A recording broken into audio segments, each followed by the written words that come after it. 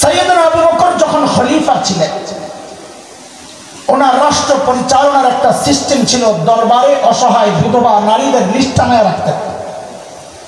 কেন? স্বেচ্ছায় যদি কেউ খিদমত করতে চায় ওই লিস্ট ধরে বুড়ির বাড়ি চলে যাবে সিস্টেম, কারণ এটা অনেক সওয়াবের কাজ। নবী আলাইহিস সালাম বলেছেন, যারা ইয়েতিম আর বিধবার দায়িত্ব নেয় ওই ব্যক্তি আর আমি নবী জান্নাতে পাশাপাশি থাকি। এটা তো এই সমাজের একটা কুৎসিত চেহারা। এই সমাজের কিছু মানুষ অন্য বিধবার দায়িত্ব নেবে থাক দূরের কথা, পোড়া কপাল নিজের বিধবা মায়েরই তো খেদমত করে না, আছে না নাই? ওর মতো হতভাগা পোড়া কপাল দুনিয়ায় নেই। একদিন হযরত ওমর আসছেন, ওমর রাদিয়াল্লাহু আনহু। আমার আর আপনার লেভেলের না অনেক উঁচা, তুলনাই চলে না। সাহাবীদের সাথে দুনিয়ার কোনো মুসলমানের তুলনাই চলে না। হযরত ওমর একদিন আসছেন, কেন? ওই কোন এক বুড়ির নাম নিয়ে খেদমতে যাই। দেখেন কারবার, আমাদের সাথে পার্থক্য দেখেন। আমরা বাজারে গেলে ব্যাগটা নিয়ে বাসায় আসবো লজ্জা লাগে, অন্যদেরকে পাঠাই। গলির থেকে মাঝে মাঝে জিনিসপত্র কিনি, খালি তাকাই কেউ দেখলো কিনা, প্রেস্টিজে লাগে। আর হযরত ওমরের মতো মানুষ আসছেন বুড়ির খেদমত করার জন্য, নাম তালাশ করতে। আখিরাতের চিন্তা কিভাবে ঢুকছে দেখে। নাম খুঁজতে খুঁজতে একটা নাম পাইছে, সব বুকড। ওই নামটা নিয়েই হযরত ওমর পরদিন সকালে ফজরের নামাজের পর জায়গায় বুড়ির বাড়িতে হাজির। কখন? আমি যখন কথা জিজ্ঞেস করব ভাববেন পরের জবাবটা গুরুত্বপূর্ণ, এই জন্যই জিজ্ঞেস করতেছি, আপনাদের অ্যাটেনশন ঠিক করার জন্য, মনোযোগ আকর্ষণের জন্য। বলেন হযরত ওমর কখন যেতেন? কারণ সাহাবায়ে কেরাম নিজেদের কাজগুলো শুরু করতেন ফজরের পর। কেন? কারণ নবী আলাইহিস সালাম যারা সকালে কাজ করেন তাদের জন্য বরকতের দোয়া করছেন আল্লাহর কাছে। আমাদের দুর্ভাগ্য, আমরা সকালে ঘুমাই। বিখ্যাত আলিম শাইখ ইবনুল কাইয়িম রাহমাতুল্লাহি আলাইহি জাদুল মাআদে আসছে, তিনি লিখেন, কেউ যদি সকালে ঘুমায় তার ঘর থেকে জিন্দেগিতে অভাব দূর হবে না।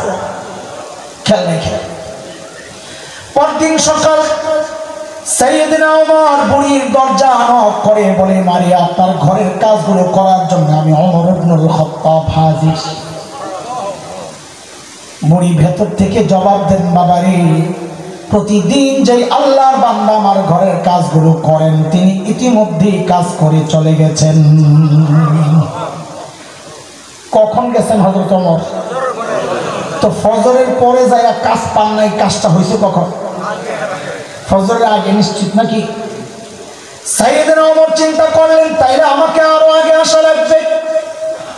ওই চিন্তায় সাইয়েদনা ওমর পরদিন তাহাজ্জুদের ওয়াক্ত বুড়ির দরজা নক করে বলে, মারি আপনার ঘরের কাজগুলো করার জন্য আমি ওমর ইবনুল খাত্তাব হাজির। আজকেও বুড়ি হযরত ওমরকে অবাক করে জবাব দিচ্ছেন, বাবারে প্রতিদিন যে আল্লাহর বান্দা আমার ঘরের কাজগুলো করেন তিনি ইতিমধ্যেই কাজ করে চলে গেছেন। কখন? তাহাজ্জুদের রক্ত চিনেননি আপনারা? মাশাআল্লাহ। কখন? 2টায় 3টায়, এটা কোনো হিসাব না। এসার পর থেকে না, এটাও না। আচ্ছা, এটা তো মুফতি সাহেবরা কইবা, আমি ছোট্ট করে কই, কিন্তু আমার জিজ্ঞাসার উদ্দেশ্য এটা না, আমারও আরেকটা ব্যাখ্যা আছে। মুফতি সাহেবরা বলেন আর কি, সূর্য ডুবা থেকে ওঠা পর্যন্ত গোটা রাতটারে 3 ভাগ করে, তৃতীয় ভাগ যেখান থেকে শুরু হয় ওইটা হলো তাহাজ্জুদের ওয়াক্ত। বুঝা আসছে? আমার কাছে একটা ডিজিটাল ব্যাখ্যা আছে তাহাজ্জুদের ওয়াক্তের, সেটা হইলো এই যুগের পোলাপাইন ফেসবুক ইউটিউব বন্ধ করে যখন ঘুমাইতে যায় ওটা হলো তাহাজ্জুদের ওয়াক্ত। এতে করে সবচেয়ে বিপদে আছে রাতে যারা চুরি করতে, ওই বেটারা যেই ঘরে চুরি করতে যায় দরজা জানালার ফাঁক দিয়ে যখন পরীক্ষা করে মানুষ ঘুমাইছিনি, দেখ কোনো না কোনো আল্লাহর বান্দা আসমানের দিকে মোনাজাত দিয়ে শুয়ে দিচ্ছে। কি করে শুয়ে শুয়ে? হায় খোদা, গজব তো এই জন্যই আসে। সাইয়েদনা ওমর চিন্তা করলেন, কিরে এত রাতে আসলাম কাজ পেলাম না, আমার কাজের দরকার নাই, আগে বাই করা লাগবে এই বুজুর্গকে যে এত গভীর রাতে কাজ করে গোপনে গোপনে। কাজের দরকার না, আগে বুজুর্গ বাই করো, কে লোক। আলহামদুলিল্লাহ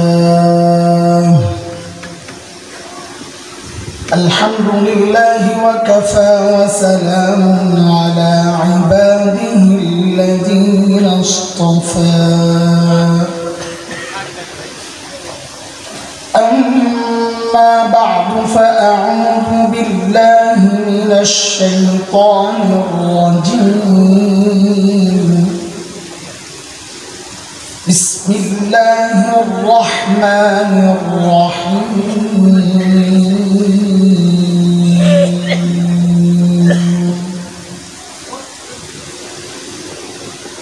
يا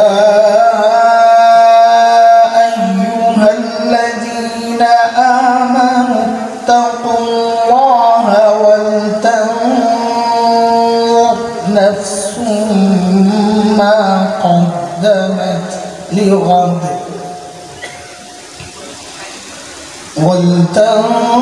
ولتنظر نفس ما قدمت لغد واتقوا الله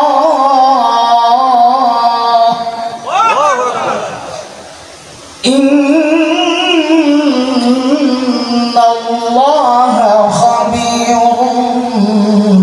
بما تعملون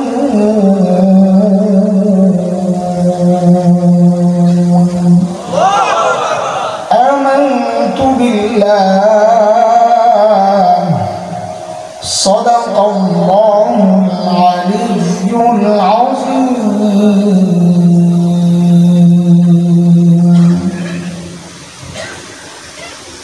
করিম খাঁ যুব সমাজের উদ্যোগে আয়োজিত আজকের এই ওয়াজ ও দোয়া মাহফিলের মুহতারাম সভাপতি অতিথিবৃন্দ হযরত উলামায়ে কিরাম মুরব্বিয়ানে আযম দূর দূরান্ত থেকে আগত ইসলাম প্রিয় সুধী সমাজ প্রিয় ছাত্র ভাইয়েরা যুবক বন্ধুরা পর্দার আড়ালের মা ও বোন আল্লাহ সুবহানাহু ওয়া তাআলার অশেষ মেহেরবানি যে মহান মালিক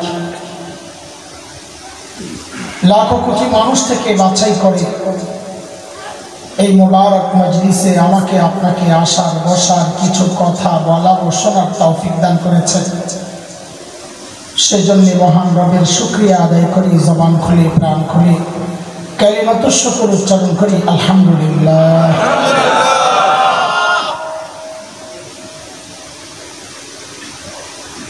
লম্বা সময় থেকে বুজুর্গ উলামাদের জবানে আপনারা কথা শুনেছেন বিশেষত বাদ মাগরিব আমাদের ভাই আমাদের বন্ধু হযরতুল আল্লাম মাওলানা খালেদ সাইফুল্লাহ আইয়ুবী হাফিজাহুল্লাহ তিনি বয়ান করেছেন এতক্ষণ পর্যন্ত আপনাদের আপনজন কারো ভাই কারো ভাগনা কারো মামা আমাদের হযরতুল আল্লাম মাওলানা মুহিউদ্দিন খান হাফিজাহুল্লাহর কথাও শুনছিলেন নবী আলাইহিস সালাতু ওয়াস সালামের শান নিয়ে তিনি কথা বলতেছিলেন মাশাআল্লাহ আমি কোরআন আল কারীমের সূরাতুল হাশর এর 18 নম্বর আয়াতটা তিলাওয়াত করেছি এই আয়াতকে সামনে রেখে নিজের হেদায়েতকে উদ্দেশ্য করে এক নম্বর আসাম কিছু কথা বলতে চাই সাথে যদি আপনাদেরও ফায়দা হয় সেই দোয়া করি আপনারাও দোয়া করেন আল্লাহ তাআলা যেন কথাগুলো এইভাবেই বের করে দেন যে কথাগুলো আমার নিজের এবং আপনাদেরও হেদায়েতের জরিয়া হবে উসিলা হবে আমিন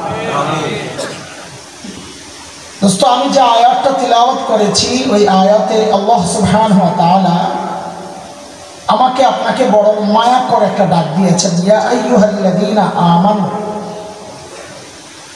ও ঈমানদাররা এই ডাকটা মালিকের বড় মায়ার ডাক হযরত মুফতি শফি রহমাতুল্লাহ আলাইহি বলেছেন কোরআনে আল্লাহ ঈমানদারকে দুই ভাবে ডেকেছেন কোথাও ডেকেছেন ইয়া আইয়ুহান নাস ইয়া আইয়ুহাল ইনসান ও মানুষ কোথাও ডেকেছেন ইয়া আইয়ুহাল্লাযীনা আমানু ও ঈমানদাররা হযরত বলেন এই দুই ডাকের মধ্যে অনেক পার্থক্য কি পার্থক্য তো বলেন, আমরা আমাদের সন্তানকে ডাকার ক্ষেত্রেও এই পার্থক্যগুলো করি। আমরা আমাদের সন্তানকে কখনো নাম ধরে ডাকি, কথার কথা, এ আব্দুল্লাহ।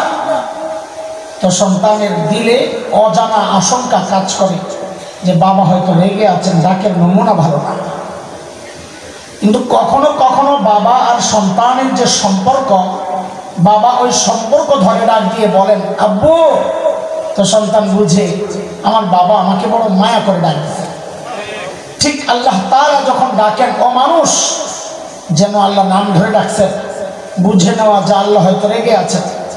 কিন্তু যখনই আল্লাহর সাথে বান্দার যে সম্পর্ক, ওই সম্পর্ক ধরে যখন ডাক দিয়ে বলেন ও ইমানদারেরা, তখন বুঝে নেওয়া আমার মালিক আমাকে বড় মায়া করে ডাকতেছে।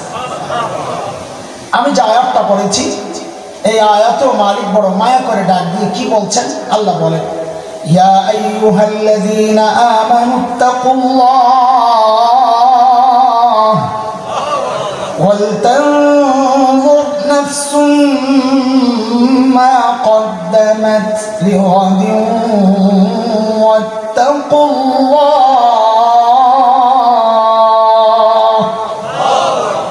আয়াতে আল্লাহ দুইটা হুকুম করেছেন। এক, ও ইমানদারেরা আল্লাহকে ভয় করো, এক হুকুম। দুই, ওয়ালতানজুর নাফসুম মা কদ্দামাত লিগাদ। প্রত্যেকটা মানুষের উচিত তার আখিরাত নিয়ে চিন্তা করা, আমার আখিরাতের পুঁজি কি, কামাই কি, সম্পদ কি। দেখেন আজকের মাহফিলে আপনারা উদ্দেশ্য দিচ্ছেন মাইয়্যিতদের মাগফিরাত।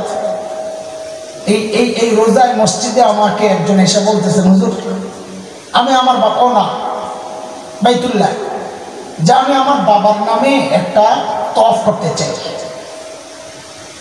আমি এমনি মজাক করে বলতেছিলাম, কিন্তু কথাটা সিরিয়াস, যে আপনার আমল যা হয়েছে আপনি মোটামুটি নিশ্চিত হয়েছেন যে আপনি নাজাত পাইয়া যাবেন, এমন বাবার জন্য পাঠাইবেন না? না না, এমন না। আমরা মাইয়্যিতদের চিন্তা করি, নিজেদের চিন্তা নেই কারণ। দেখেন মাইয়্যিতদের মাগফিরাত দরকার, কেন আমারটা দরকার নাই? সবার মাগফিরাত দরকার। মাইয়্যিতদের মাগফিরাত আর জীবিতদের হেদায়েত উভয় উদ্দেশ্যেই মাহফিল, খালি মাগফিরাত না। আল্লাহ তাআলা বলছেন প্রত্যেকটা মানুষের উচিত তার আখিরাত নিয়ে চিন্তা করা।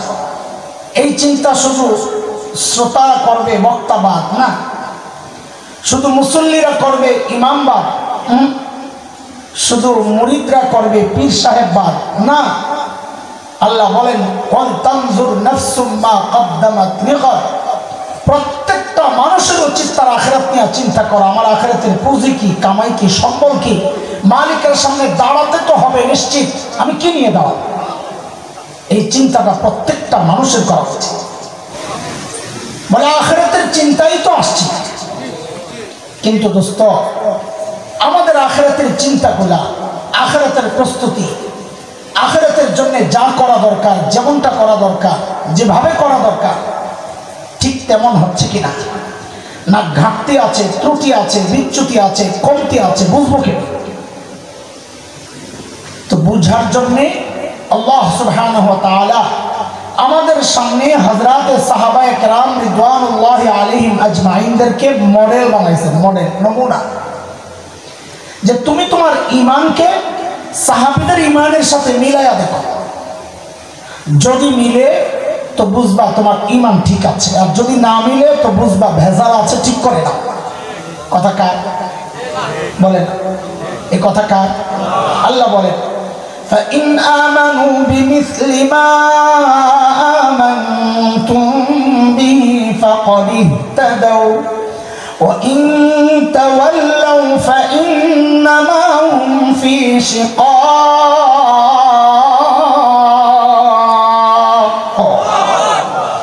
বলে তুমি তোমার তাকওয়াকে সাহাবীদের তাকওয়ার সাথে মিলাও।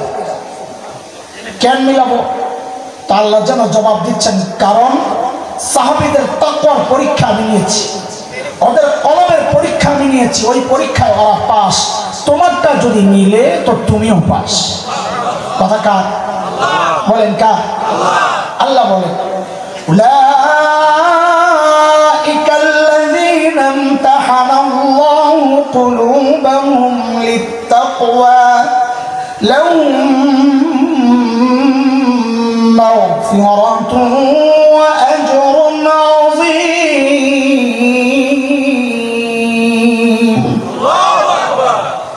বলে আল্লাহ যদি মিলে যায় সাহাবীদের সাথে আমাদের আমল তো কি দিবেন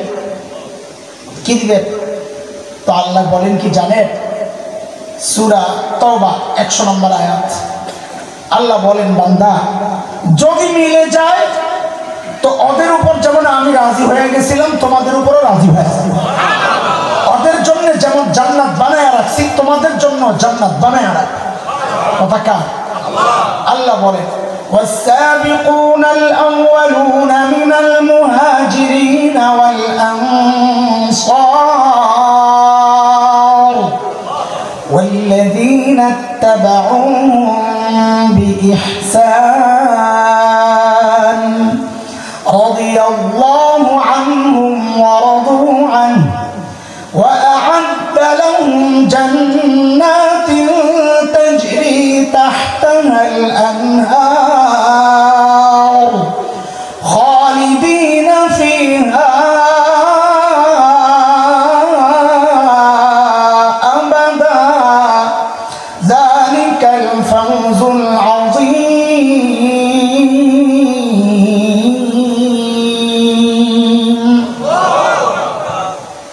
কিন্তু শুনে সাহাবীদের সাথে আমাদের আমল হুবহু মিলবে না এটাও মাথায় রাখা কেমনে মিলবে এটা কিভাবে সম্ভব আমি আপনি মুত্তাকি আমাদের ঘরের মানুষ আমাদের বউ তো সাক্ষী দেয় না আর সাহাবী মুত্তাকি সাক্ষী দিয়েছেন আল্লাহ নিজে মিলবে কোথায় আমি আপনি রুকু সেজদা শিখছি ওস্তাদের কাছে বাবা মায়ের কাছে সাহাবী রুকু সেজদা শিখছেন আল্লাহর নবী সাল্লাল্লাহু আলাইহি ওয়াসাল্লামের কাছে মিলবে কোথায় আমি আপনি নামাজ পড়ি আমাদের ডাইনে বামে ফাসিক ফুজ্জার আমি নিজেও ফাসিক ফুজ্জার কাতারে সাহাবী নামাজ পড়ছেন নবী সেজদায় সাহাবীও সেজদায় নবী রুকুতে সাহাবীও রুকুতে নবী হাসেন সাহাবীও হাসেন নবী কাঁদেন সাহাবীও কাঁদেন নবী জিহাদে সাহাবী জিহাদে নবী হজে সাহাবীও হজে তো সাহাবীর আমলের সাথে আমাদের আমল মিলবে কোথায় তো করণীয় কি বলতে চাইলেন একটু আগে এখন আবার ঘুরে গেলেন তা আমাদের বড়রা বলেন কি জানেন করণীয় হচ্ছে সাহাবীদের মতো হওয়ার চেষ্টা করা কাছাকাছি যাওয়ার চেষ্টা করা বলে কাছাকাছি গেলে কি হবে তো বড়দের একটা কথা শোনার অক্ষরে লিখে রাখার মতো কি বলে দুনিয়ার জিন্দেগিতে সাহাবীদের যত কাছাকাছি পৌঁছতে পারবা মনে রেখো হাসরেও সাহাবীর তত কাছাকাছি উঠতে পারবা হিসাব সোজা দুনিয়ায় যত দূরে হাসরেও তত দূরে দুনিয়ায় যত কাছে হাসরেও তত কাছে চলেন আমরা আমাদের মূল পয়েন্ট আস্তে আস্তে ঢুকে যাই সাহাবায়ে কেরাম আখিরাতের প্রস্তুতি কিভাবে নিছেন আখিরাতের চিন্তায় কি করতেন কিছু নমুনা আমরা দেখি কেন যেন আমরা আমাদের জীবনকে ওইভাবে সাজাইতে পারি আলোচনার ধরনটা বুঝে আসছে আপনাদের আমরা এখন কি শোনাবো আমাদের মূল পয়েন্ট হচ্ছে আখিরাতের প্রস্তুতি আল্লাহ বলেছেন আখিরাতে আমার সামনে দাঁড়াতে হবে কি নিয়ে দাঁড়াবা ওইটা আগেই চিন্তা করো পুঁজি কি তোমার সম্বল কি কামাই কি আল্লাহর সামনে দাঁড়াবা কি নিয়ে এটা নিয়ে চিন্তা করা দরকার প্রত্যেকটা মানুষের সেই চিন্তাটা কিভাবে করব প্রস্তুতি কিভাবে নিব নমুনা আল্লাহ বানাইছেন কাদেরকে বলেন কাদেরকে চলেন একজন সাহাবীর আখিরাতের প্রস্তুতির ধরনটা একটু শোনাই আপনাদের যে কোনো সাহাবীর জীবনটাই আমাদের জন্য আদর্শ যে কোনো সাহাবী তার মধ্যে একজনের কথা শোনাই সাইয়্যিদনা আবু বকর সিদ্দিক রাদিয়াল্লাহু আনহু আল্লাহু আকবার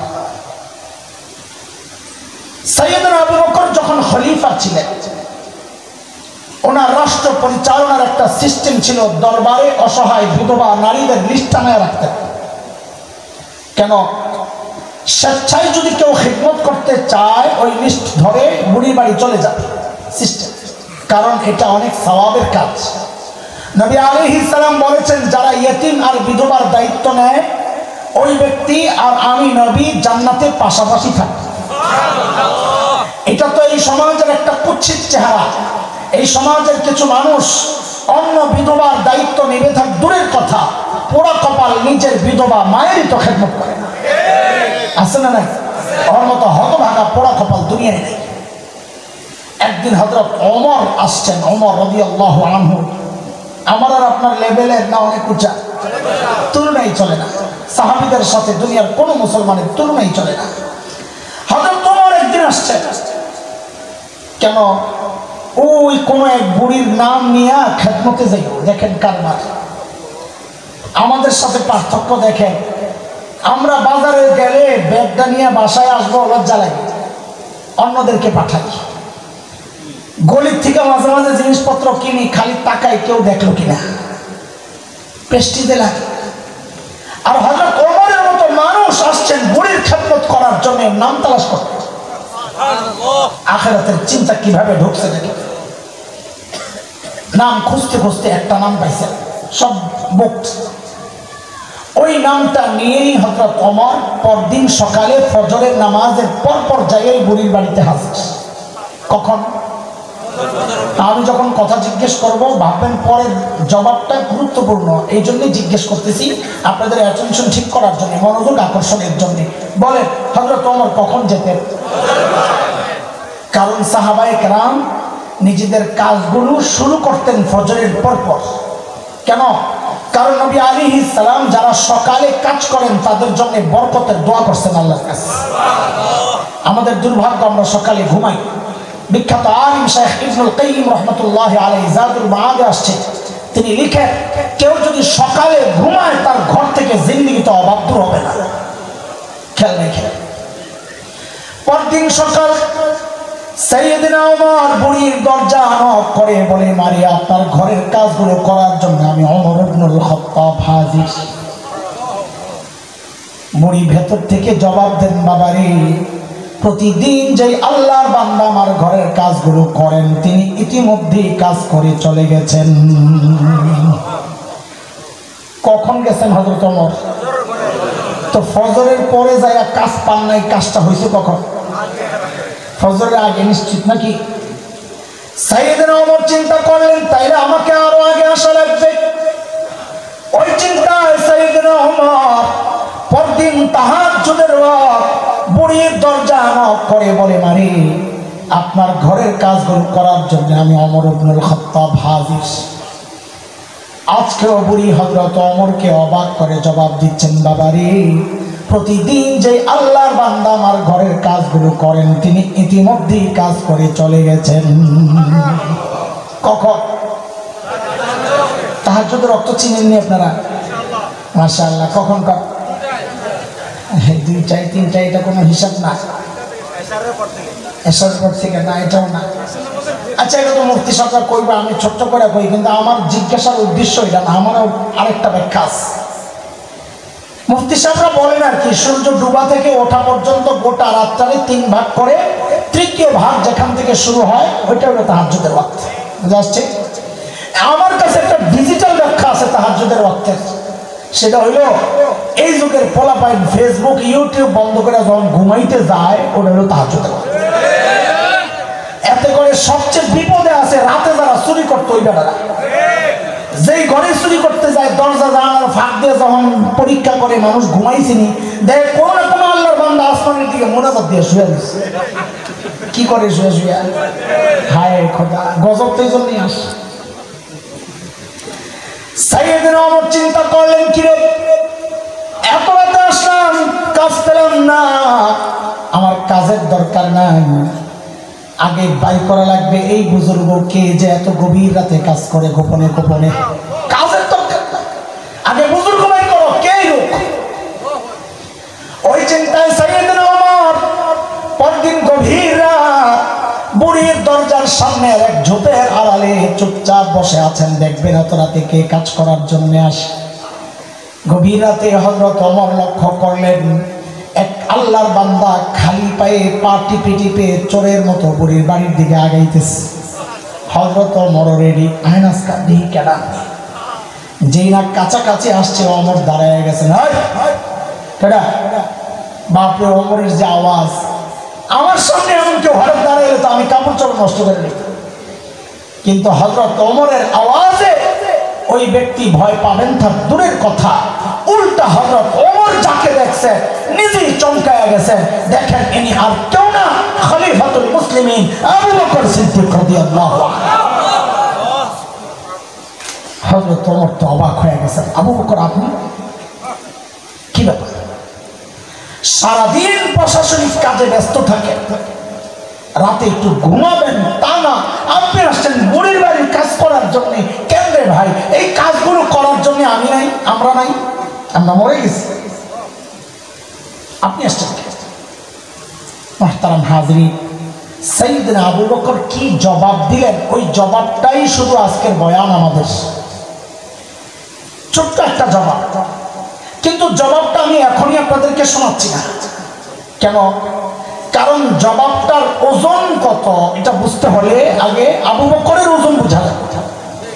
আমি আপনি এই জবাব দিলে এটা কিচ্ছু যায় আসে না। জবাবটা যেহেতু আবু বকরের, মানুষের ভার ওজন যত বেশি হয় তার কথার ওজনও তত বাড়ে। একটা উদাহরণ দিলে বুঝবেন। আপনাদের এই এলাকায় ধরেন একটা পরিচিত ভিক্ষুক আছে, চেয়ে চেয়ে খায়, হঠাৎ আপনাকে দেখে বললো এই দিন কালকে দেখা করিস, তোরে খুশি করে দিব। তা আপনি মনে মনে হাসবেন, নিজে ভিক্ষা করে খায় আবার আমারে বলে খুশি করবে।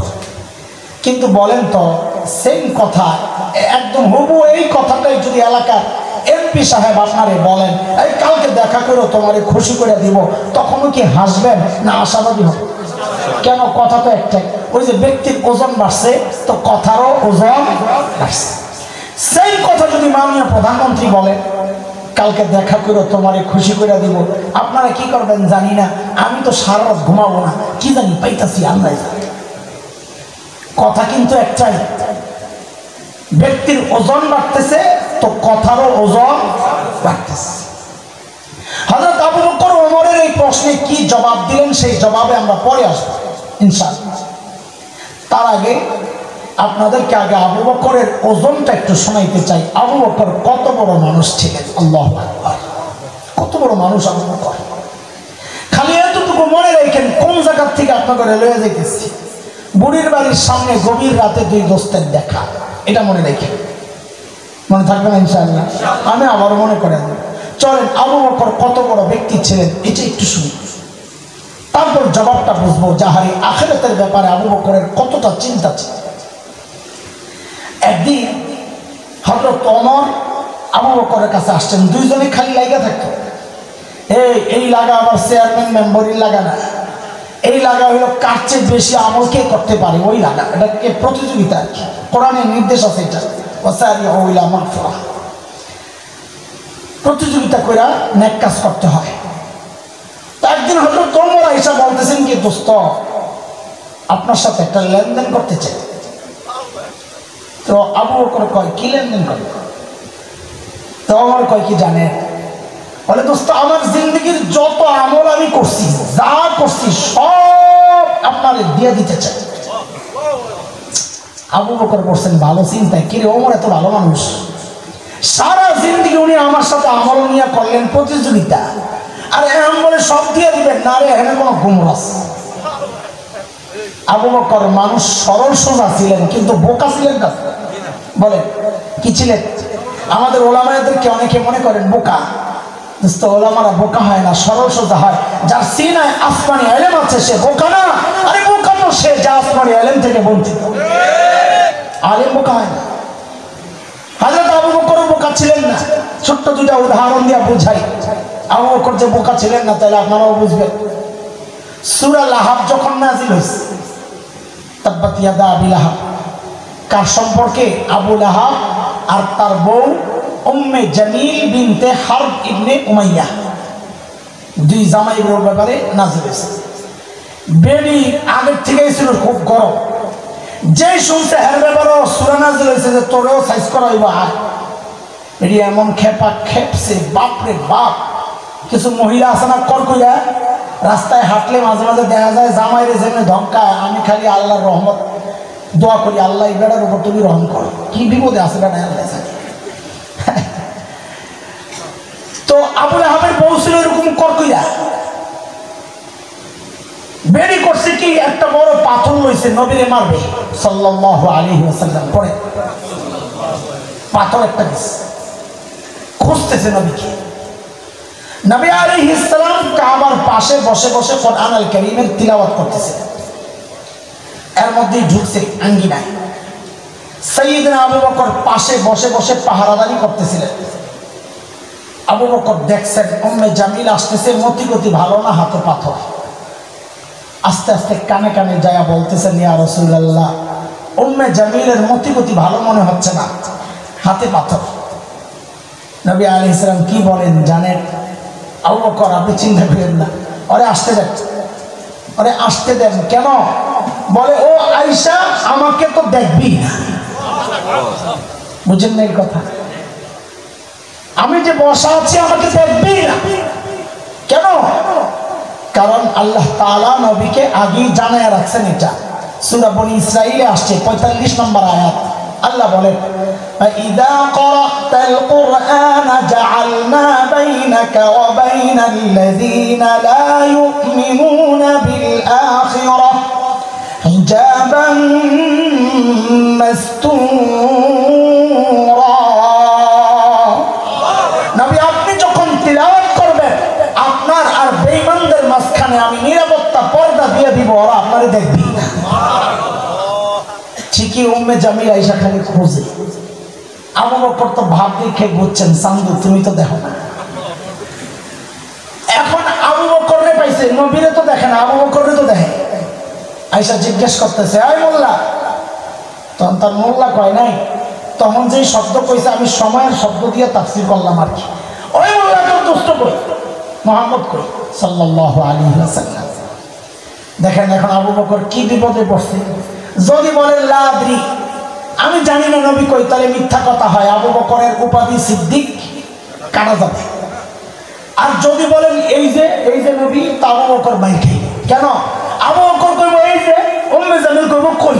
হ্যাঁ তো দেখেন, দেখছেন কাজ, আল্লাহ চোখের উপর পর্দা লাগাই দিয়েছে।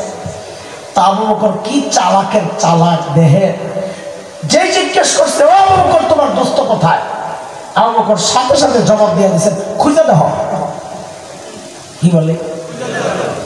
বুঝেন না এই কথা? কি বলে? খুঁজে দেখো। এটা কি মিছা কথা? আপনারা এটা গ্রামার না বুঝলে তো বুঝবেন না। হুজুররা জানে জুমলা ইনশাইয়া আমরের থেকে সত্য মিথ্যার কোনো ইহতিমাল নাই। কি রে পড়ছিস?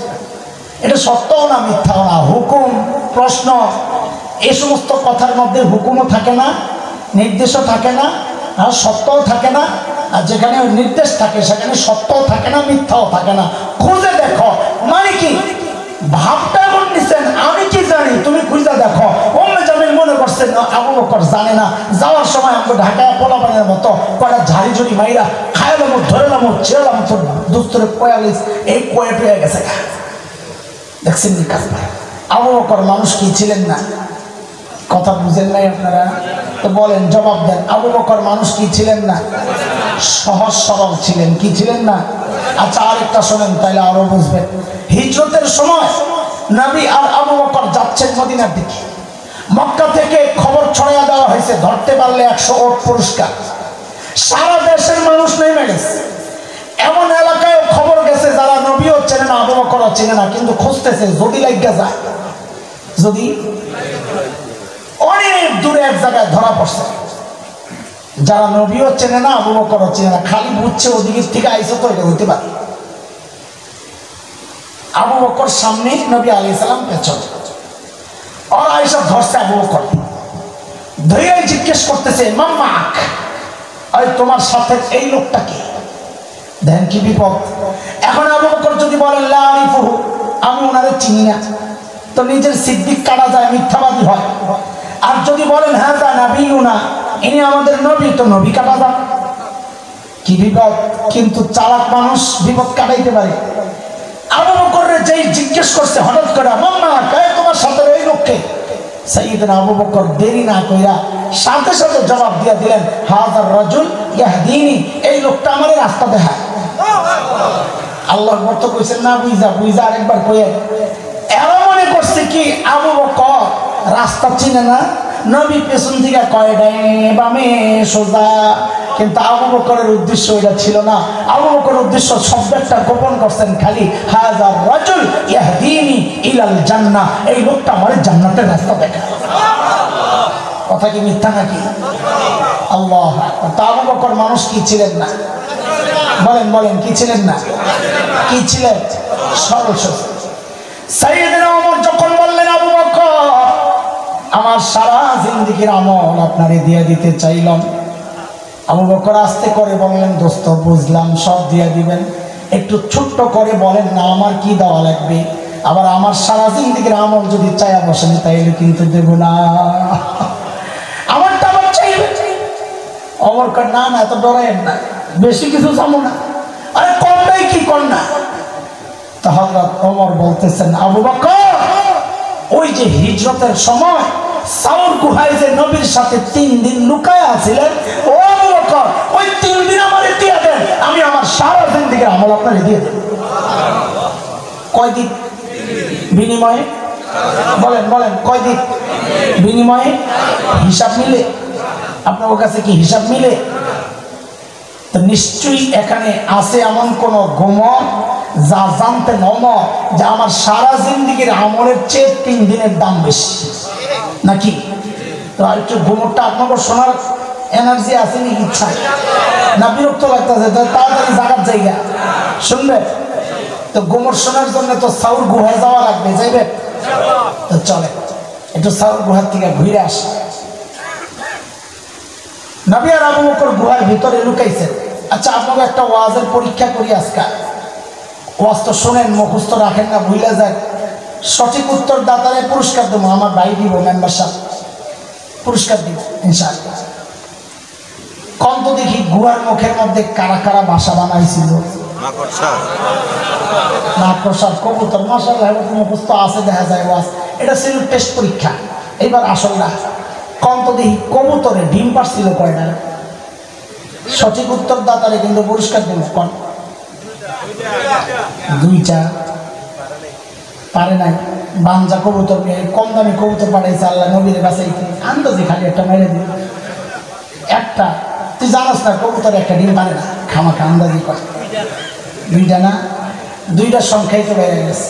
এখন অনেক মুরব্বী মনে মনে চিন্তা করতেছে, বেটারে বালাই মনে করছিলাম, কিন্তু নবীর সাথে সংশ্লিষ্ট একটা গল্প নিয়ে দেখি উনি তামাশা করতেছে।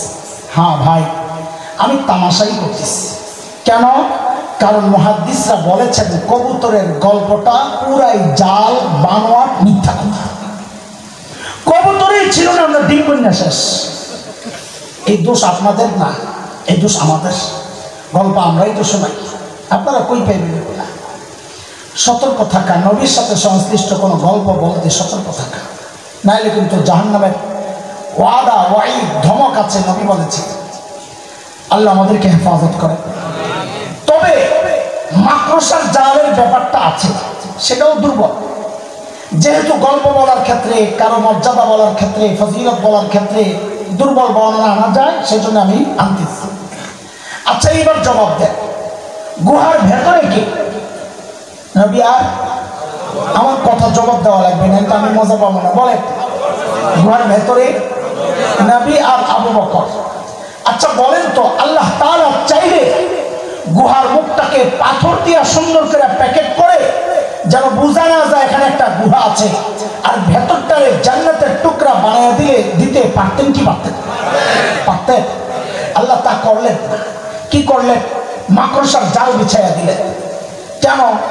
মাকড়সার জাল কি এতটা শক্তিশালী যে ওই কাফেররা ওই জাল ছিন্ন করে, ছেদ করে, ভেদ করে ভেতরে ঢুকতে পারবে না? এমন না দুর্বল? বলেন কত দুর্বল?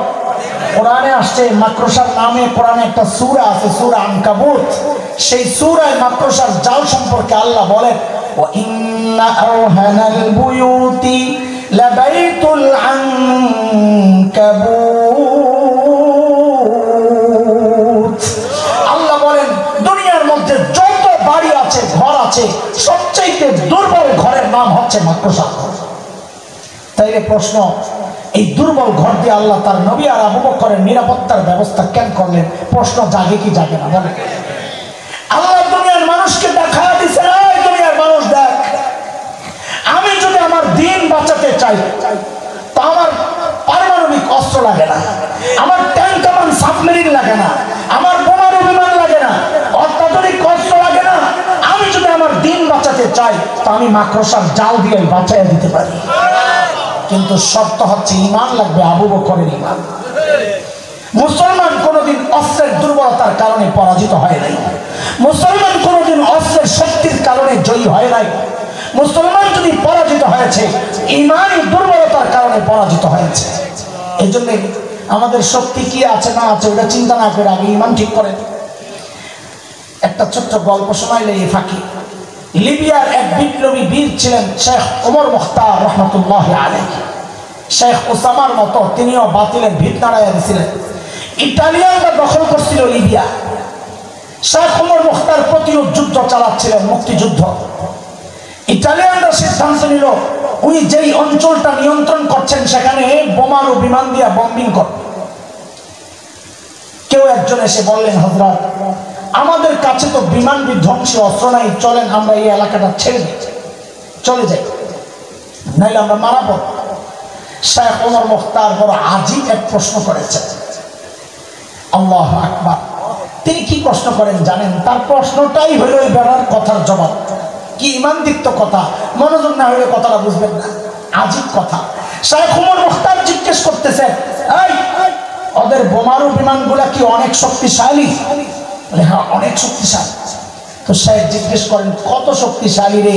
ওই বিমানগুলা আরশের উপরে দিয়া যায় না আরশের নিচে দিয়া যায়?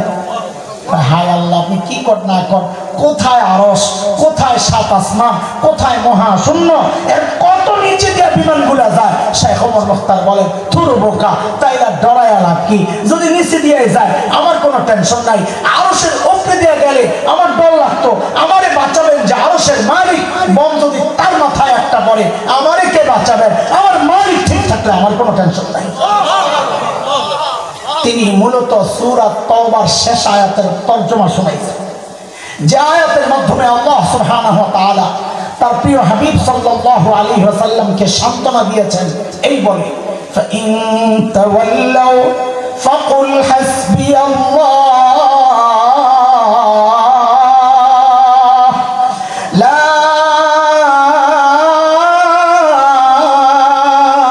ইলাহা ইল্লা عليه توكلت وهو رب العرش العظيم।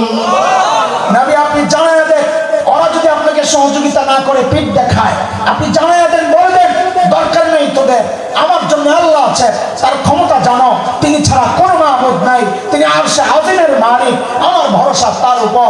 দোস্ত, এটাই হচ্ছে ইতিহাস। যাদের মালিক আছে তাদের সাময়িক পরীক্ষা আছে, কিন্তু পরাজয় নাই। আপনি দুনিয়ার ইতিহাস টানবেন, নমরুদের মালিক ছিল না, পরাজিত হয়েছে। খলিল ইব্রাহিমের মালিক ছিল, জিতে গেছেন। ফেরাউনের মালিক ছিল না, পরাজিত হয়েছে। নবী মূসার মালিক ছিল, জয়ী হয়েছেন। উতবা শাইবা আবু লাহাব আবু জাহেলদের মালিক ছিল না, পরাজিত হয়েছে। বিলাল হাবশী দুর্বল গোলাম অসহায় মানুষ, কিন্তু মালিক ছিল, জয়ী হয়েছেন।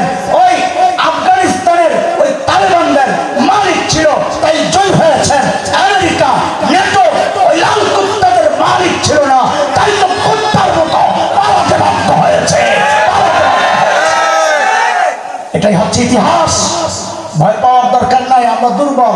কিসের দুর্বলতা? যাদের সিনায় কালিমা আছে, যাদের সিনায় কোরআন আছে, যাদের রব আছে, তাদের সাময়িক পরীক্ষা আছে, পরাজয় নাই। জয় আমাদেরই হবে ইনশাআল্লাহ, জয় ইমানদারদের হবে ইনশাআল্লাহ। চলেন, অনেক দূর চলে গেছে, আবার গুহায় চলে আসি। মনে আসেনি লাইনে হারায়েন না, তাইলে মুসিবত। বলেন আবার গুহার ভেতরে কি নবী আর আল্লাহর হাবিব সাইয়েদনা আবু বকরের কোলে মাথা রেখে ঘুমাচ্ছিলেন। হঠাৎ ঘুম ভেঙে যায়। নবী তাকায় দেখেন আবু বকরের চেহারার মধ্যে চিন্তার ছাপ। নবী জিজ্ঞেস করেন, আবু বকর আপনি এত চিন্তিত কেন? সাইয়েদনা আবু বকর গুহার মুখের দিকে দেখাচ্ছেন, ইয়া রাসূলুল্লাহ দেখেন, লাউ আন্না আহাদাহুম ইয়ানজুরু ইলা কদামাইহি, ওদের যে কেউ একজন গুহার মুখের দিকে দিকে তাকানোর দরকার নাই, যদি নিজেদের পায়ের দিকেও তাকায় তাও তো আমাদেরকে দেখে ফেলবে। ঘুরতেছে। আল্লাহর হাবিব সান্ত্বনা দিচ্ছেন এই বলে, ও আবু বকর, আপনি ভেবেছেন কি হ্যাঁ এই গুহার ভেতরে বুঝি আমি আর আপনি, আমাদের সাথে বুঝি আর কেউ নাই? না আবু বকর না, এই গুহার ভেতরে কেবল আমি আর আপনি না আবু বকর, এই গুহার ভেতরে আমাদের সাথে আল্লাহ আছেন। আল্লাহর হাবিবের সান্ত্বনার এই বাণীটুকু আল্লাহর এতটা পছন্দ হয়েছে, আল্লাহ তাআলা নবীর এই কথাটাকে কোরআন আল কারীমের সূরা তাওবার একটা আয়াতের টুকরা বানায়া নাযিল করে দিয়েছেন। আল্লাহ বলেন, ইযহুমা ফিল গার ইয ইয়াকুলু লিসাহিবিহি লা তাহজান ইন্নাল্লাহা মা'ানা। আল্লাহু আকবার বলেন। আহা, কি কথা, কি বুঝাইতেছি মনে আছে না হারিয়ে গেছেন? আবু বকরের মর্যাদা শোনাইতেছি, মনে আছে তো না? মনে আছে? আনছি কর্তিকা বুড়ি বাড়ির সামনের থেকে, ওটাও তো মনে আছে নাকি? ঘোড়া ঠিক রেখে আমরা আবার আস্তে আস্তে পিছনের দিকে যাবো, ফিনিশিং দিতে দিতে ইনশাআল্লাহ। আল্লাহ বলতেছে, ইযহুমা ফিল গার, দুইজন যখন গুহায়, এই কথা কোন দুইজন কে? নবী আর আমার দোস্ত ওলামারাও শোনেন, খেয়াল করেন একটু সূক্ষ্ম কথা। ওলামারা খেয়াল করলে তো আমার একটু ভালো লাগে, কারণ সাধারণ মানুষ এই সূক্ষ্ম কথা অনেক সময় বুঝে না। তোকে দুই চারজন বুঝলেও তো আমার লাভ হইল। দুইজন যখন গুহায়, বলেন আবার দুইজন কে? নবীজি আর ইয ইয়াকুলু লিসাহিবিহি, একজন যখন বললেন তার সাহাবীকে, এই সাহাবীকে বলেন না আবু বকর, একজন যখন বললেন তার সাহাবীকে, এই একজনকে নবীজি, তাহলে টোটালটার অর্থ কি দাঁড়াইলো? নবীজি যখন তার সাহাবী আবু বকরকে বললেন, এই তো খেয়াল করে মুফাসসিররা এই জায়গায় এসে যেন লাফায়া উঠছে, কার দেখছো কারবার, আবু বকর কই চলে গেছে? বলে কই চলে গেছে? বলে আল্লাহ বলতেছেন একজন, মানে নবী যখন তার সাহাবী আবু বকরকে বললেন, তো বলে দেখো দেখো কারবার, আবু বকর যে নবীর সাহাবী, এটা আল্লাহ কোরআনে স্বীকৃতি দিয়ে দিয়েছে। এখন কেউ যদি আবু বকর সাহাবী এই কথাকে অস্বীকার করে, তার ঈমান চলে যাবে, কারণ আবু বকর যে সাহাবীরা কোরআনে আছে। ইয ইয়াকুলু লিসাহিবিহি, কিন্তু ওমরের গোমর এই জায়গায় না, আসলটা রয়ে গেছে কাহিনী। ওমরের গোমর সামনে কি সেটা? নবী বলছেন আবু বকর আপনি ঘাবড়ায়েন না, আল্লাহ সেখানে আয়াত বানাইছেন। কোন কথা? লা তাহজান, আপনি পেরেশান হয়েন না, ইন্নাল্লাহা মা'ানা, আমার হাতের দিকে দেখেন, ইন্নাল্লাহা মা'ানা, আল্লাহ আমাদের সাথে আছে। বলেন আল্লাহ আমাদের সাথে আছে। ওমর কয় শাস্তে কাল, আবু বকর চলে গেছে ধরা ছোঁয়ার বাইরে, এর আর ধরার কোনো রাস্তা নাই। কেন? বলে আমার সারা জিন্দেগির আমলের মূল্য নবী কিভাবে দিচ্ছেন, নবীর সাথে আমার সম্পর্কের লেভেলটা নবী কি বলেছেন। তো এক হাদিস শোনেন ওমর সম্পর্কে, নবী বলেন, লাউ কানা বাদি নবিয়্যুন লাকানা ওমর, আমার পরে, আমার হাতের দিকে দেখেন আর শুনতে থাকেন, আমার পরে, পরে বলেন কবে? আমার পরে যদি কেউ নবী হতো তো ওমর হতো। সুবহানাল্লাহ কইবেন না? তাহলে ওমর কি? ওমরের মর্যাদা এটা। নবী বলেন আমার পরে যদি কেউ নবী হতো, কে হতো? কবে কবে কবে? ওমর কয় কি সারা জিন্দেগি আমল কইরা এনি পাইলাম। নবী কয় ওমর আপনার সাথে আমার সম্পর্কের লেভেলটা হচ্ছে বাদিয়াতের, আগে আর পরে, আমি আগে আপনি পরে। লাউ কানা বাদি, আমার পরে যদি কেউ নবী হতো, তার মানে ওমরের সাথে নবীর সম্পর্ক বাদিয়াতের, আগে আর পরে। ওমর কয় কারবার শাস্তে, সারা জিন্দেগি আমল কইরা পাইলাম আগে আর পরের মর্যাদা। আবু বকর 3 দিন থাকছেন। নবী কয় আবু বকর আপনি ঘাবড়ায়েন না, আপনি পেরেশান হয়েন না, ইন্নাল্লাহা মা'ানা, আপনার সাথে আমার সম্পর্ক বাদিয়াতের না মাহিয়াতের, আমি আপনার সাথে, আল্লাহ আমাদের সাথে। ওমর কয় আমার সারা জিন্দেগির আমল লাগবে না, 3 দিন দিয়ে দেন। কারণ কারণ 3 দিন দিলেই তো সম্পর্কটা সাথে সাথে হয়ে যাবে। সারা জিন্দিগি দিয়া তো পাইছি বাদিয়তের আগে আর পরে, বুঝছেন নি আপনারা? এই কোমর বুঝছেন ওমর, আবু বকর বুঝেন নাই কথা। আবু বকর মানুষ কি ছিলেন না? মনে আছে কি ছিলেন না? তো গোমর আবু বকর জানেন না? আবু বকর কি কয় জানেন? আল্লাহ, কি মানুষ আবু বকর। ওমর যখন এই প্রস্তাব দিছে, ওমর আবু বকর সব দিয়ে দেবো, 3 দিন দেন। আবু বকর কি কয় জানেন? আহা, আয় আবু বকর। আবু বকর বলেন কি? ওমর বলেন কি? আরে দোস্ত বলেন কি? আমি যদি 3 দিন আপনারে দিয়ে দেই তো আমার জীবনের পুঁজি আর থাকে কি? জীবনে আমি কিছু করতে তো পারি নাই রে ভাই, এই 3 দিনে তো আমার পুঁজি। ও আবু বকর বলে জীবনে কিছু করতে পারে নাই তো করছে কি? আমরা ভাবি অনেক কিছু করছি, আল্লাহ জান্নাত কয়েকটা রেডি রাখছে। আর আবু বকর বলতেছেন জীবনে কিছু করতে পারি নাই, 3 দিনই তো আমার পুঁজি। আর আবু বকর করেন নাই কি সেটা না হিসাব করবে, কি করেন নাই দিনের জন্য? আবু বকর কি করেন নাই? হিজরতের রাত নবী আলাইহিস সালাম আয়েশা খালি আবু বকরের ঘরে খালি একটা টোকা দিছেন, এক টোকা, সাথে সাথে দরজা খুলে গেছে। নবী জিজ্ঞেস করতেছেন, আবু বকর আপনি ঘুমান নাই? আবু বকর জবাব কি দেন জানেন? ইয়া রাসূলুল্লাহ, ওই যে 6 মাস আগে বলেছিলেন আবু বকর বের হওয়া লাগতে পারে, সাথে থাকা লাগতে পারে, ইয়া রাসূলুল্লাহ ওই খবর শোনার পর থেকে আজকের পর্যন্ত আমি এই দরজাটারে বালিশ বানাইয়া দাঁড়ায়া দাঁড়ায়া ঘুমাইছি।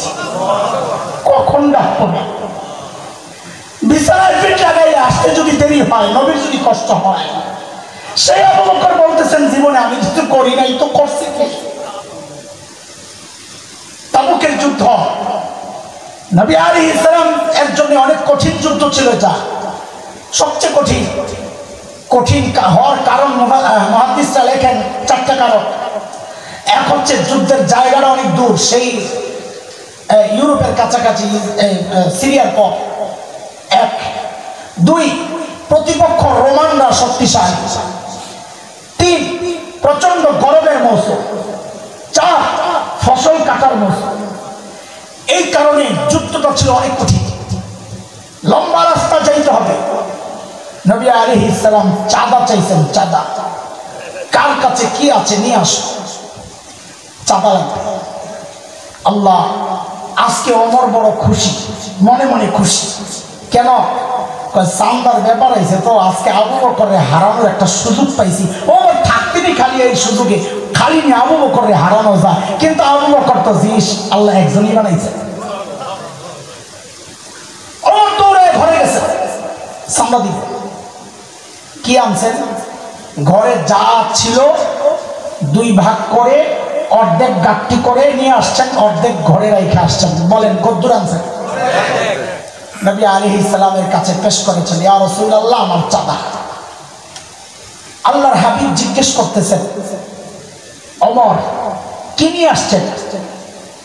আমি প্রশ্নটা বারবার করব, আপনারা বারবার বলবেন, তাইলে পরের জবাব মনে মজা লাগবে। এই জবাব মুখস্থ না থাকলে পরেরটা মজা লাগবে না।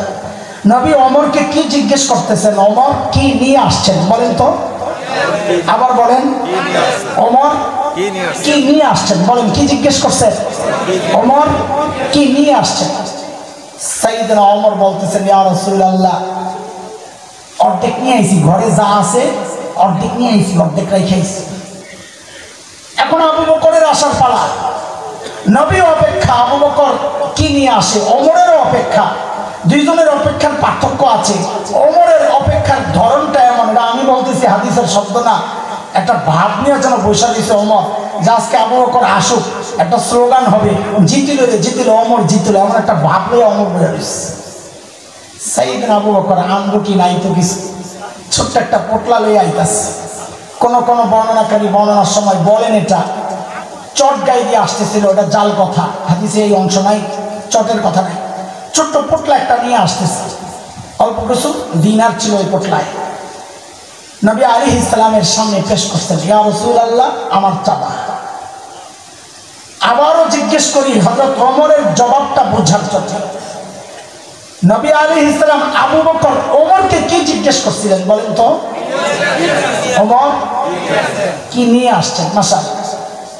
যে না আবু বকর আসছে, নবী আস্তে প্রশ্নের ধরন ঘুরাইয়া দিছে। নবী কি জিজ্ঞেস করেন? ও আবু বকর, ঘরে কি রেখে আসছেন? বুঝছেননি প্রশ্ন? ঘরে ওমর প্রশ্ন শুনাই ওমরের মন খারাপ হয়ে গেছে যে আজকেও জিতার কোনো সম্ভাবনা নেই। কেন? আমি তো অর্ধেক রেখে আসছি, এইবারে কিছু রেখে আসছে বলে মনে হয়। আহা, সাইয়েদনা আবু বকর কি জবাব দিলেন? কি রেখে আসছেন? আবু বকরের জবাবটা একটু পরে শুনে। আগে আবু বকরের ছোট্ট মেয়ে হযরত আসমার জবাবটা শুনে। ও মায়েরা, বোনেরা, আপনারাও শুনেন পারিবারিক ভাবেও মানুষ কিভাবে দিন চর্চা করে। আবু বকর আর নবী যখন মদিনার পথে চলে গেছে, আবু বকরের মা উম্মে খায়ের শুরুতে মুসলমান হন নাই, কিন্তু সন্তানের সাথে সম্পর্ক ছিন্ন করেন নাই। বাবা আবু কুহাফা মুসলমানও হন নাই, সম্পর্ক ছিন্ন করছেন। বাবা মুসলমান হয়েছেন একদম শেষ দিকে, মক্কা বিজয়ের দিন। মক্কা বিজয়ের দিন মুসলমান হয়েছেন, ইসলামের প্রায় 21 বছর পর। তো আবু বকর যখন মদিনার পথে, আবু বকরের বাবা জিদ্দের ছেলের ঘর তো ছাড়ছে, কিন্তু এখন একটু ভিতরে ভিতরে জ্বলতাছে। জ্বলার কারণ কি? আমার মা বলতেন আসলের চেয়ে নাকি লাভের মায়া বেশি। এটা দাদা আর নানারা বলতে পারবে, ছেলে মেয়ের চেয়ে নাকি নাতি নাতনির জন্য মায়া লাগে বেশি। আবু বকর তো চলে গেছে, কিন্তু আবু বকরের বাবা আবু কুহাফার জ্বলতেছে নাতি পুতির লেগা। আর এগুলা না জানি না খাইয়া মরতাছে। অভিমান ভাইয়া আবু বকরের বাবা আসছেন আবু বকরের ঘরে। মেয়ে আসমা বড় জিজ্ঞেস করতেছেন, দাদু ভাই, বাবা তো মনে হয় ঘরে কিচ্ছু রেখা যায় না, মাকে জিজ্ঞেস করো কি লাগবে। হযরত আসমা ছোট্ট বাচ্চা কি জবাব দেন? দাদু ভাই, আপনি চিন্তা করেন না, আপনি চিন্তা করেন না, বাবা যাওয়ার সময় ঘরে যথেষ্ট পরিমাণ রেখে গেছে। যথেষ্ট পরিমাণ রেখে গেছে শুনছি তো আর কি লাগে। দাদা চলে গেছেন আবু কুহাফা। কিছু দূর যায় আবু কুহাফার মাথায় ঘুরতেছে, রে আবু বকর যেই লেভেলের পাগল, এই পাগল আবার ঘরে যথেষ্ট পরিমাণ রেখে যাবে। সন্তানের স্বভাব চরিত্র সম্পর্কে বাবা মা সবচেয়ে ভালো জানে, তাই না? আবু কুহাফা আবার ফেরত আসছে। আয়েশা হযরত আসমাকে জিজ্ঞেস করতেছে, দাদু ভাই, বুঝলাম বাবা যথেষ্ট পরিমাণ রেখে গেছে, একটু বলো না কি রেখে গেছে। ওই ছোট্ট আসমার জবাব, দাদু ভাই, আব্বা যাওয়ার সময় ঘরে আল্লাহ আর তার রাসূলকে রেখে গেছে। আমাদের জন্য এটাই যথেষ্ট, আপনি চিন্তা করেন না। ওই ছোট্ট আসমার জবাব যদি এই হয়, তো বাবা আবু বকরের জবাব কি হইতে পারে? আল্লাহ হাবিব যখন জিজ্ঞেস করলেন, আবু বকর ঘরে কি রেখে আসছেন, সাইয়েদনা আবু বকর জবাব দিচ্ছেন, ইয়া রাসূলুল্লাহ, আসার সময় ওই যে ঘরের বেড়াগুলো খেজুর পাতার বেড়া, থাপ্পায়া থাপ্পায়া আসছি, কারণ মাঝে মধ্যে ওই বেড়ার মধ্যে সুই গেঁথে রাখতাম, সুই থাপ্পায়া থাপ্পায়া আসছি, যেন একটা সুই পর্যন্ত ঘরে থেকে না যায়, ওই সুইটাও যেন আমার কোন মুজাহিদ ভাইয়ের কাজে আসে। ওগো আল্লাহর হাবিব, ঘরে একটা সুই পর্যন্ত রাইখা আসি নাই, কেবল আল্লাহ আর তার রাসূলকে রাইখা আসছি। ওই আবু বকর বলতেছেন, ওমর জীবনের পুঁজি তো নাই কিচ্ছু, 3 দিন দিয়ে দিলে আমার থাকি কি? আল্লাহ শুনেন, এইভাবে আবু বকরের মর্যাদা যদি শোনায়, আবু বকর আমার খুব প্রিয় ব্যক্তিত্ব, আমি আবু বকরকে অনেক পড়ছি। এই জন্য যদি এগুলো শোনাইতেই থাকি রাত শেষ হবে। আমরা আমাদের গোড়ায় চলে যাই। মনে আসেনি কোত্থেকে আনছিলাম? কোথায়? বুড়ির বাড়ির সামনে। মাশাআল্লাহ, সাবাস। হযরত ওমর যখন বললেন, আবু বকর এই গভীর রাতে আপনি কেন আসছেন? এই কাজগুলো আমাদেরকে দেওয়া যেত না? আবু বকরের জবাবটা শুনে, কত বড় আবু বকর! সেই আবু বকর বলতেছেন, ওমর হ্যাঁ ভাই, এই কাজগুলো আপনাদেরকে দিলেও পারি, কিন্তু ভাইরে আমার কি আখিরাত নাই? তোমরাই শুধু আখিরাত কামাইবা, আমি কামাইব না। আবু বকরের বলে আখিরাত কামাই বাকি রয়েছে। আবু বকরের আখিরাত কামাই বাকি রয়েছে, এই জন্য আবু বকর বকর গভীর রাতে আইসা বুড়ির বাড়ির কাজ করে। আর আমি আপনি মনে করতেছি যথেষ্ট পরিমাণ করে ফেলছি, খালি মরতে দেরি, জান্নাতে যাইতে দেরি হবে না। না রে দোস্ত, এমনটা না। হ্যাঁ, আবু বকর এত বড় মানুষ, আখিরাতের চিন্তা। আরে ওমর, এক হাদিস তো শুনাইছি আপনাদেরকে, ওমর কত বড় মানুষ। নবী বলেছে আমার পরে কেউ নবী হলে ওমর হতো, এটা কম মর্যাদা। নবী বলেছেন ওমরু ফিল জান্নাহ, ওমর জান্নাতি। নবী বলেছেন দারাল হাক্কু হাইসু দারা, আমি আপনি হকের উপর চললে বলা হয় লোকটা হকপন্থী। ওমর সম্পর্কে নবী বলছেন উল্টা কথা, কি ওমর হকপন্থী না, হক ওমরপন্থী। ওমর যেদিকে যায় হক তার পেছনে পেছনে যায়। নবী বলেছেন ওমর যে রাস্তা দিয়ে চলে শয়তান আর ওই রাস্তায় থাকে না। জান্নাত দেখে আসছেন নবী মেরাজের সময়, আয়েশা বর্ণনা দিচ্ছেন জান্নাতের।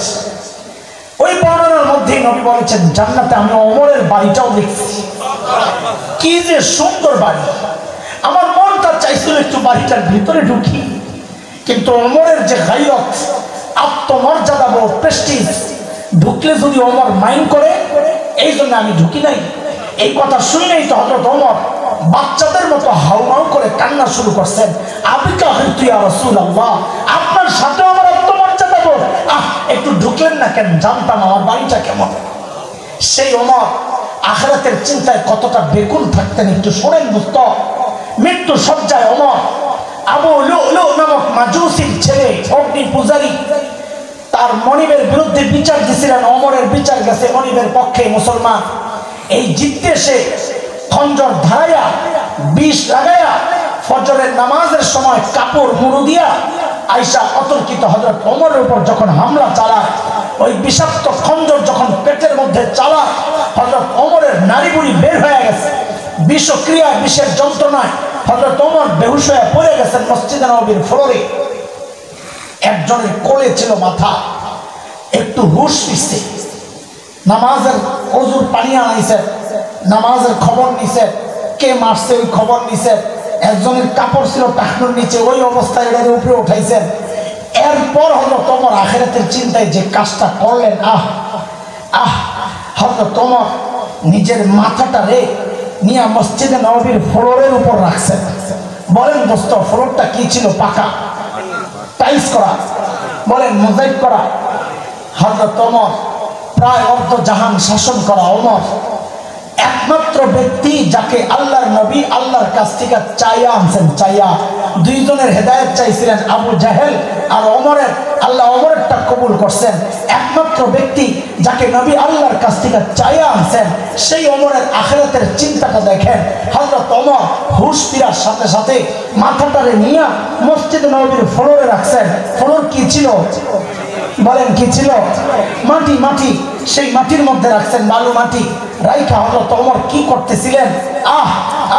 হযরত ওমর গালটারে মাটির সাথে এইভাবে ঘষতেছিলেন আর কাঁদতেছিলেন, ঘষতেছিলেন আর কাঁদতেছিলেন, আর বলতেছিলেন ওয়াইলুল লাকা ইয়া ওমর ইন লাম ইয়াগফির লাকা রাব্বুক।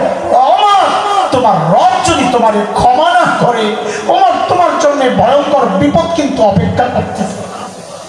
কোথায় ওমর, কোথায় হাসান জামিল? সাইয়েদনা আবু বকর এত বড় মানুষ, অথচ মাঝে মধ্যে আড়ালে যেতেন, চুপে চুপে, দূরে নির্জনে, যারা নিজের ধিক্কার দিয়া দিয়া কাঁদতেন আর বলতেন ইবনা আবি কুহাফা, এরে আবু কুহাফার ছেলে, তুই মানুষ কেন হইছস? তুই মানুষ কেন হইছস? এখন হিসাব কেমনে দিবি আল্লাহর সামনে? আবু বকর কাঁদবে, গাছের পাতার দিকে তাকায় তাকায় সাইয়েদনা আবু বকর কাঁদতেন আর বলতেন ইয়া লাইতানি কুনতু ওয়ারাকা মিনাশ শাজারা তাওবাত অতকাল। হায়রে, আমি আবু বকর মানুষ না হইয়া যদি গাছের পাতা হইতাম তো জীবজন্তু আমারে চাবায়া চাবায়া খায়া ফেলতো, আমার আর হিসাব দেওয়া লাগতো না। এখন আমি আবু বকর হিসাব কেমনে দেব? কোথায় আবু বকর, কোথায় আমরা? আখিরাতের চিন্তা করার কথা কাদের করছে কারা? আরে আবু বকর তো জান্নাতের গ্যারান্টি পাওয়া মানুষ। নবী বলেছেন আবু বকর ফিল জান্নাহ, ওমর তো জান্নাতের গ্যারান্টি পাওয়া মানুষ। নবী বলেছেন ওমর ফিল জান্নাহ। ওরে দোস্ত, জান্নাত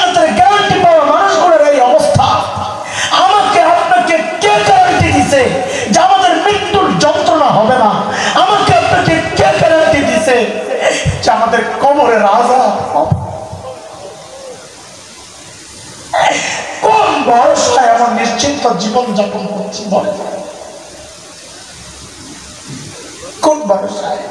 কে গ্যারান্টি দেবে বলে? হ্যাঁ, চুল পাকতে পাকতে সাদা হয়ে গেছে, এখনো গুনাই চাপতে পারি না। নারী বাচ্চা সাদা, বাবা এখনো গুনাহ চাপতে পারি না। কবে ছাড়বেন জিজ্ঞেস? আপনি গুনাহ ছাড়বেন কবে? আল্লাহ তাআলা যেন আমাকে আপনাকে ডেকে ডেকে বলছেন সূরা হাদীদের মধ্যে, আলাম ইয়ানিল্লাযীনা আমানু আন তাখশা কুলুবুহুম লিযিকরিল্লাহ। ওরে বান্দা, আল্লাহর ভয়ে তোর কলিজাটা কাঁপা ওঠার সময় কি হয় নাই? সময় কি হয় নাই? এর যুবক, তোরা ভাবিস না আল্লাহ তোদেরকে দাড়ি পাকা পর্যন্ত সময় দিবেন, চুল পাকা পর্যন্ত সময় দিবেন না রে বাপ না। কত বাবাকে দেখছি সন্তানের লাশ কাঁদে না, কার কখন ডাক চলে আসে, কার কখন ডাক চলে আসে। আখিরাতের প্রস্তুতিটা কি? এই মুহূর্তে আল্লাহ ডাক দিলে কি নিয়ে হাজির হবেন বলেন? আরে আমার তো নাই কিচ্ছু, তাই এভাবে বলতেছি। পুঁজি আছে কি বলে? হ্যাঁ, কোন ভরসায় ভাবে চলতেছে? পুঁজি নাই যে তা না, আছে পুঁজি, আছে গুনার পুঁজি, গুনা গুনা গুনার গুনা, শুধু গুনা আর গুনা। কার নাফরমানি করতেছেন সারাক্ষণ? ওই মালিকের যিনি এত ভালোবাসেন, এই বুঝি ভালোবাসার প্রতিদান? হ্যাঁ, এই ভালোবাসার প্রতিদান? কোনদিন চিন্তা করেন আল্লাহ আমাদেরকে কত ভালোবাসেন? কোনদিন চিন্তা করেছেন? ছোট্ট চিন্তার একটা খোরাক দিয়ে দিই, এইভাবে চিন্তা করেন। বলেন, আল্লাহ বাদে, আল্লাহ ছাড়া, রসুল ছাড়া আমাদেরকে সবচাইতে বেশি ভালোবাসেন মা। মা বলেন না, নামটা বলেন না, মুখ খুইলা বলেন না, তোর ভালো লাগে মা, প্রাণ খুইলা উজাড় করে বলেন, বলেন সবচেয়ে বেশি ভালোবাসেন মা। মার হৃদয়ে কত ভালোবাসা, মমতা, দরদ, ভালোবাসা কত, এটা মাই জানেন, দুনিয়ার কেউ জানে না।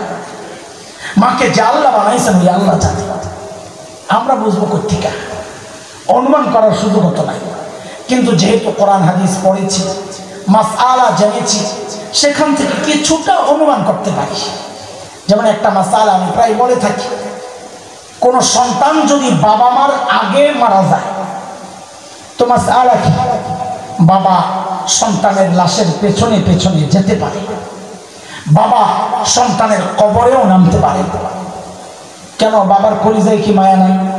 ও বাবারা কথা কোন, বাবার কলিজায় মায়া নাই? বাবাও তো চিৎকার করে করে কাঁদবে, কিন্তু বাবাকে আল্লাহ ওই মনোবল দিচ্ছেন, সত্যি বাবা সন্তানকে দাফন করে উপরে ওঠার মতো ক্ষমতা রাখে। কিন্তু কোন মায়ের জন্য সন্তানের লাশের পেছনে যাওয়া চলবে না, কোন মায়ের জন্য সন্তানের কবরে নামা চলবে না। কেন? দুনিয়ায় এমন কোন মা নাই যে সন্তানকে দাফন করার জন্য কবরে নেমে সন্তানকে দাফন করে সুস্থ অবস্থায় উপরে উঠবে, এমন কোন মা দুনিয়ায় নাই। সন্তানকে শোয়া নিজেও লাশ হয়ে শুয়ে পড়বে। ও দোস্ত, একটু জিজ্ঞেস করি, আমাকে জবাব দে, এই যে মার কলিজায় এত দরদ আর মায়া, কারণটা কি? মা আমার চোখ বানাইছেন সেই জন্য, জিভটা বানাইছেন সেই জন্য, তা হাত পাও বানাইছেন? বলেন, আচ্ছা একবারে জবাব দেন, মা আমার কি বানাইছেন? বলেন, কিছুই বানান নাই, তাই না? হ্যাঁ, কিছুই বানান নাই।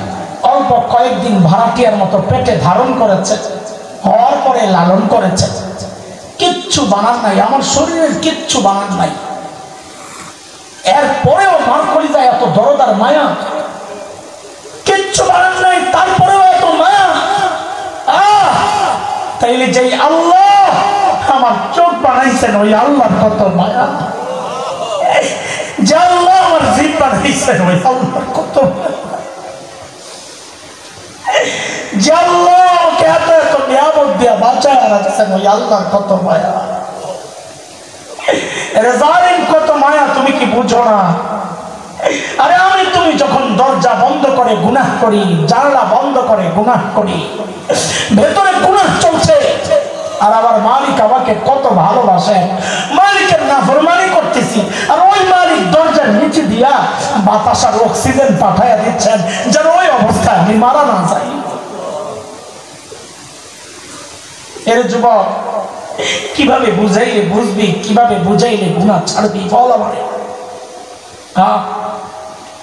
সারাক্ষণ মালিকের নাফরমানি চলছে তো চলছে, একটু কি ডর লাগে না এই মুহূর্তে মারা গেলে মালিকের সামনে আমি কি নিয়ে হাজির হব? কিভাবে বুঝাইলে তোরা বুঝবি বল?